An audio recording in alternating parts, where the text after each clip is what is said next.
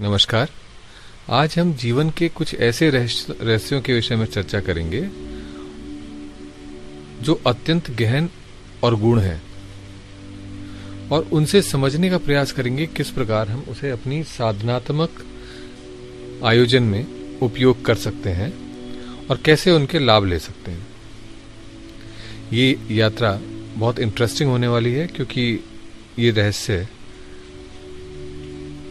आपने शायद अभी तक ना सुने हों और इनका उपयोग कर हम साधनात्मक धरातल पर काफी ऊपर और एकदम से उठ सकते हैं। तो आइए प्रारंभ करते हैं। पहला बिंदु जो हम चर्चा करना चाहेंगे वो ये है कि जहां से हम देखते हैं तो उसी प्रकार से हमें दर्शन होते हैं।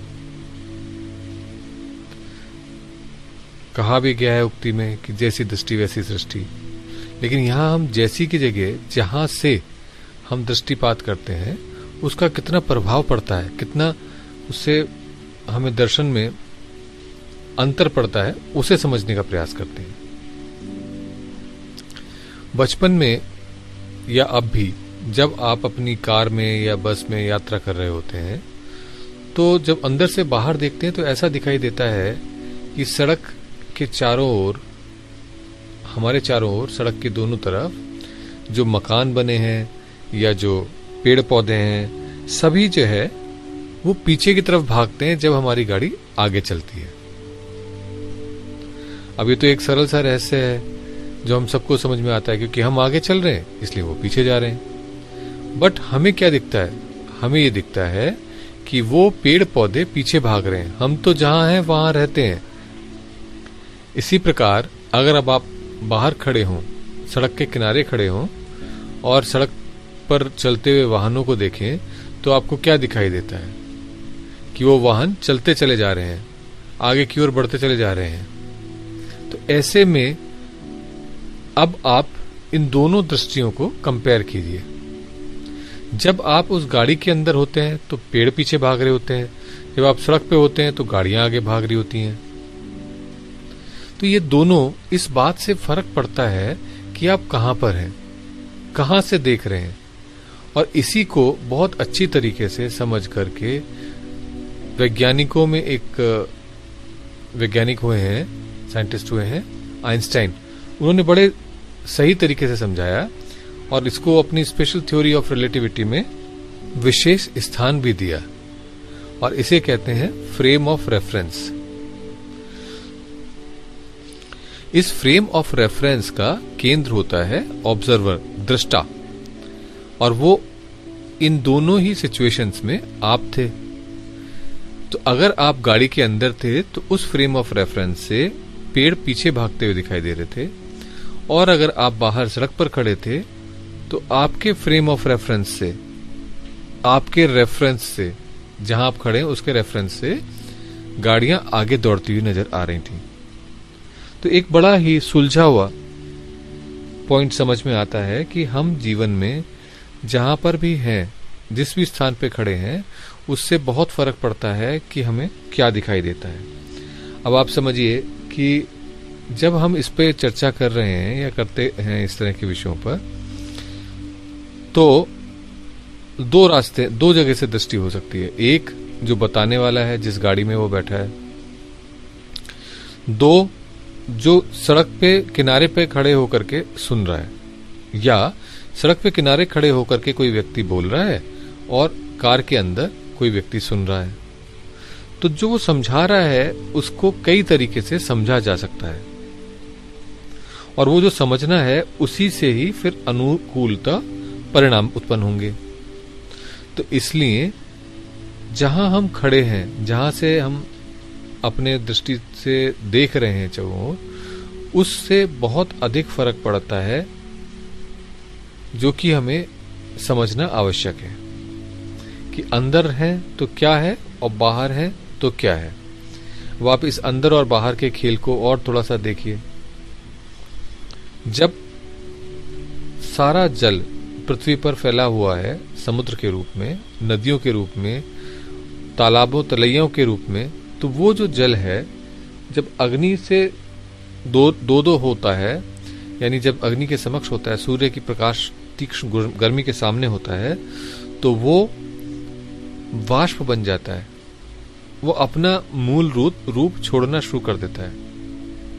और यही जब जल आप नदी में जाइए, घड़े में भरिए, घर लेके आइए और उसके बाद किसी पात्र में अग्नि के ऊपर रख के से बॉईल कीजिए, तो भी ये अपने रूप को छोड़ता है।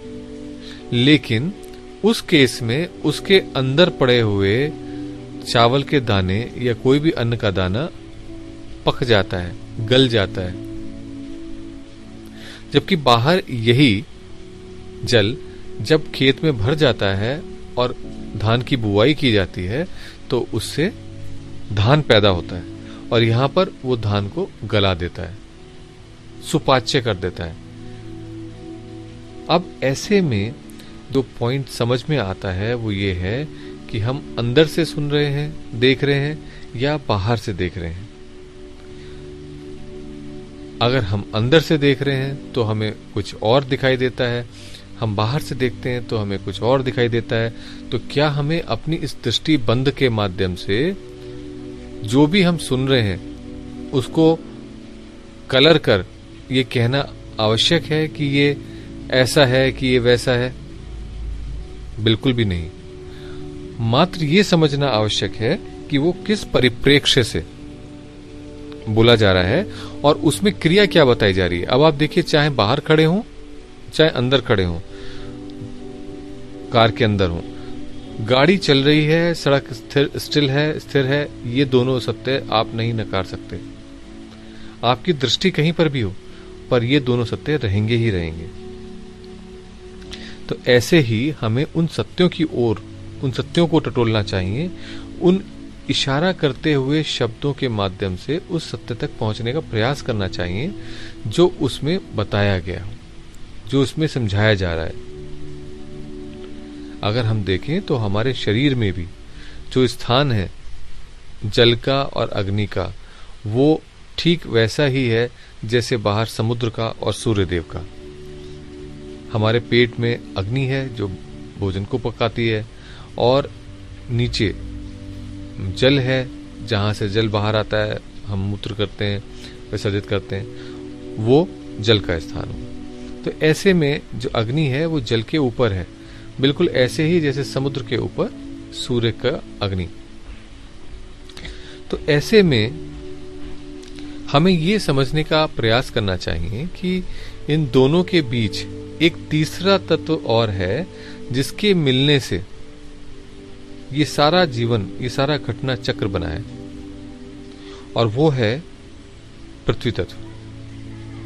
ये पृथ्वी तत्व ही है जो जीवन में रस का निर्माण करता है। कैसे करता है? जब आपने किसी पात्र में अग्नि के ऊपर जल को चढ़ाया, यानी जल और अग्नि, अग्नि नीचे है, जल उसके अंदर है। जब जल को आपने अंदर कर दिया और अग्नि को बाहर कर दिया, और दोनों को सेपरेट करने के लिए, अलग अलग करने के लिए भगोना बीच में रख दिया, तो क्या होता है? पानी गर्म हो जाता है, और उस पानी के अंदर जब दाने, पृथ्वी तत्व के दाने पड़े होते हैं जैसे कि चावल, तो उस केस में क्या होता है? वो चावल गल जाते हैं। उसमें अगर शर्करा पड़ी हो तो उसमें मिल जाती है, उसमें अगर दूध पड़ा हो तो वो दूध भी उसमें अच्छे से उबल जाता है। अब ऐसे में जो बाहर पानी उबलकर भाप बन रहा था, बादल बन रहा था, वही पानी यहाँ पर उबलता है, लेकिन उसके साथ खीर की प्राप्ति होती है, क्षीर की प्राप्ति होती है। तो इसका अर्थ ये हुआ कि इस दृष्टि में जब हम देखते हैं अंदर है कि बाहर है, तो उसके बीच में जो हमारा सेपरेट करने वाला है पृथ्वी, वो भी अत्यंत महत्वपूर्ण है। अब इन तीन तत्वों के, पृथ्वी, जल, अग्नि, इन तीनों के मिलन के कई रहस्य ऐसे हैं जो कि हम आपसे चर्चा करना चाहेंगे और बताना चाहेंगे, क्योंकि वो योग की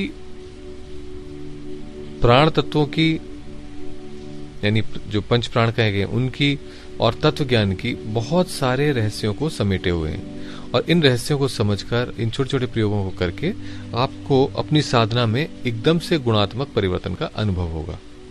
तो ये 3 तत्व हुए, पृथ्वी, जल, अग्नि।